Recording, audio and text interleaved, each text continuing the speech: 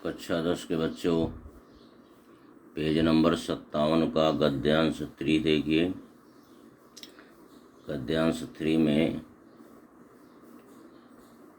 काशी के उत्तर में धर्मचक्र बिहार मौर्य और गुप्त सम्राटों की कीर्ति का खंडहर था।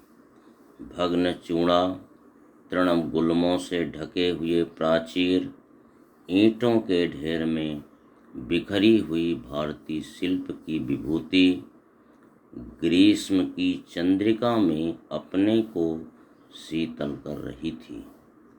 जहाँ पंचवर्गीय भिक्षु गौतम का उपदेश ग्रहण करने के लिए पहले मिले थे, उसी स्तूप के भग्नावशेष की मलिन छाया में एक झोपड़ी के दीपालोक में एक स्त्री पाठ कर रही थी। नीचे दिया हुआ है, अनन्याश्चिन्तयन्तो माम्, अनन्याश्चिन्तयन्तो माम् ये जनाः पर्युपासते। शब्दार्थ देखिए। कीर्ति यश यानी ख्याति, तृणगुल्म तिनकों या घास का गुच्छा, शिल्प हस्तकला दस्तकारी से कहते हैं, विभूति वृद्धि या विपुलता, चंद्रिका चांदनी शीतल ठंडा, भग्नावशेष खंडहर यानी टूटे फूटे घर का अंश। अब आइए व्याख्या। लेखक जयशंकर प्रसाद जी कहते हैं कि काशी भारत के पवित्र तीर्थ स्थलों में से एक है। इसके उत्तर में भगवान गौतम बुद्ध ने सारनाथ नामक स्थान पर अपने धर्मचक्र को स्थापित किया था।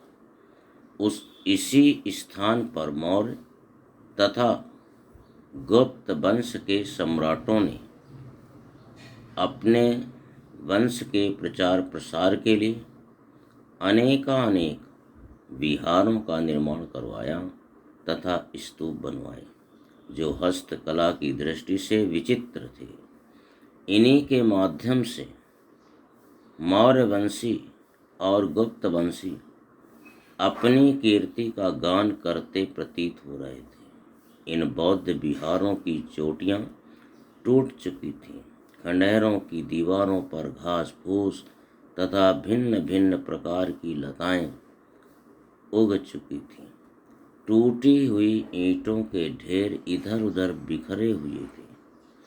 बिखरे पड़े थे और इन ईंटों के बिखराव में भव्य भारतीय शिल्पकला दिखाई पड़ रही थी। ग्रीष्म ऋतु की शीतल चांदनी में भारतीय शिल्पकला की आत्मा स्वयं को शीतलता प्रदान कर रही थी।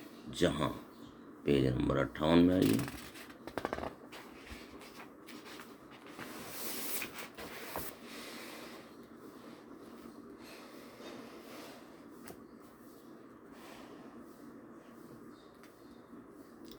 पांच वर्गों वाले भिक्षु गौतम मुनि का उपदेश और शिक्षा ग्रहण करने के लिए मिले थे। उसी स्तूप के खंडहर की मलिन छाया में एक झोपड़ी भी थी। इस झोपड़ी में एक स्त्री दिए की रोशनी में पाठ करते हुए कहती है कि जो दूसरों के बारे में न सोचते हुए मेरी यानी ईश्वर कृष्ण उपासना करते हैं, उनका योगक्षेम मैं स्वयं करता हूँ। इसके नीचे प्रश्न देखिए। प्रश्न है, उपरोक्त गद्यांश का संदर्भ लिखिए। पहले की तरह लिखना है।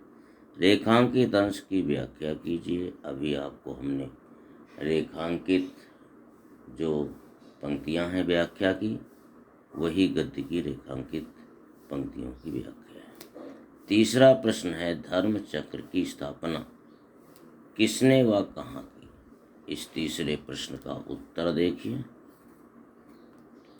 काशी नगर के उत्तर में भगवान गौतम बुद्ध ने सारनाथ नामक स्थान पर अपने धर्मचक्र की स्थापना की थी।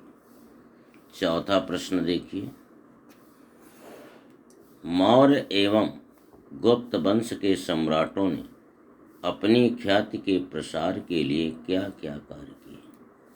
इसका उत्तर देखिए, मौर्य एवं गुप्त वंश के सम्राटों ने अपनी ख्याति के प्रसार के लिए अनेक विहार एवं स्तूपों का निर्माण करवाया। पांचवा प्रश्न देखिए, गद्यांश में कौन से खंडहर का विवरण प्रस्तुत किया गया है? उत्तर पांचवा, गद्यांश में मौर्य तथा गुप्तकाल के सम्राटों द्वारा निर्मित बौद्ध विहारों के खंडहरों का विवरण प्रस्तुत किया गया है। छठवां प्रश्न देखिए, बौद्ध विहारों के खंडहरों को देखकर कैसा प्रतीत हो रहा था? इसका उत्तर देखिए, छठवां, बौद्ध विहारों के खंडहरों को देखकर ऐसा प्रतीत होता था कि मानो ईंटों के ढेर में फैली हुई भारतीय हस्तकला की आत्मा ग्रीष्म ऋतु की चांदनी से स्वयं को शीतलता प्रदान कर रही हो। सातवां प्रश्न देखिए, पंचवर्गीय भिक्षु कौन थे तथा गौतम बुद्ध से ये कहाँ और क्यों मिले?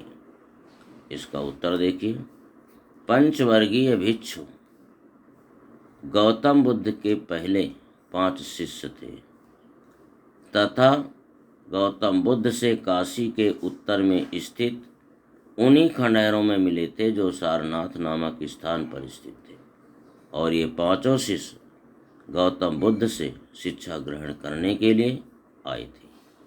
और अंतिम प्रश्न है, स्तूप के खंडहर की छाया में, स्तूप के खंडहर की छाया में स्त्री द्वारा किए गए पाठ का अर्थ लिखिए। स्त्री द्वारा किए गए पाठ का अर्थ लिखिए। इसका उत्तर है, स्त्री द्वारा किए गए पाठ का अर्थ है जो दूसरों के बारे में न सोचते हुए मेरी अर्थात ईश्वर यानी कृष्ण उपासना करते हैं, उनका योगक्षेम मैं स्वयं करता हूँ। आज इतना ही बच्चों।